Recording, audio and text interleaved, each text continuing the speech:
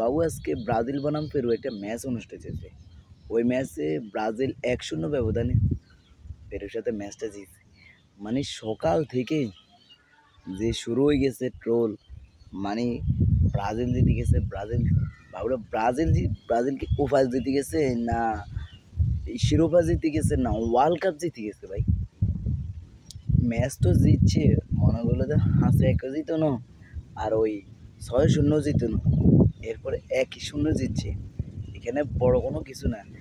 মধ্যে দিয়ে আমিও খেলা দেখছিলাম যখন আর্জেন্টিনার কোনো ফের এই কলম্বিয়া ম্যাচ হয়েছে, যে ওইখানে ম্যাচ শেষ হওয়ার পর আমি ব্রাজিলের খেলা দেখছিলাম প্রায় 20 মিনিটের মতন খেলাটা। কিন্তু খেলাটার মধ্যে যেভাবে একটা ফাস্ট, যেভাবে একটা শট, যেভাবে ওরকম কোনো স্বাদ নাই। আগের যেভাবে নেইমার জুনিয়র, তাদের রাফিনো, সবগুলো 5-5টা প্লেয়ার যেভাবে একসাথে একসাথে টান উত্তেজনা ছিল, এখন আর ব্রাজিলের খেলার মধ্যে এখন আর মজা নেই। যত তাদের একটা নতুন কোচ আসছে, তারা নতুন দল বা তারা ওই ভালোভাবে উপরের দিকে যাইতেছে, উন্নতির দিকে হইতেছে। অনেক দিন যাব তাদের ম্যাচ ড্র হইতেছে, তাদের খারাপ পজিশন যাইতেছে বা খারাপ দিন গেছে, তাদের এখন ভালো দিন আসার সুযোগ হোক, ভালো দিন হোক। তাদের মোটামুটি কিছুটা পরিবর্তনটা আসুক।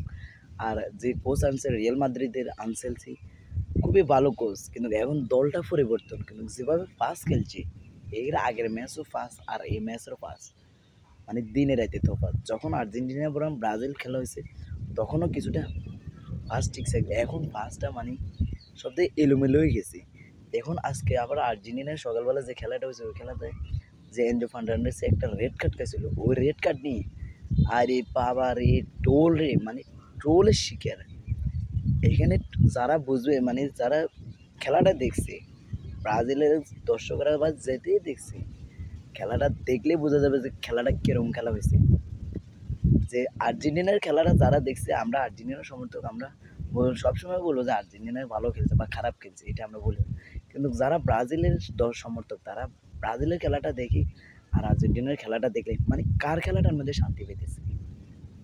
আর্জেন্টিনার খেলার মধ্যে যতটুকু শান্তি পাইছি আমরা সমর্থক করি, কিন্তু আর্জেন্টিনার খেলাটা যেরকম সমর্থক, কিন্তু ব্রাজিলের 20 মিনিট খেলা দেখে খুবই বিরক্ত হয়ে গেছে।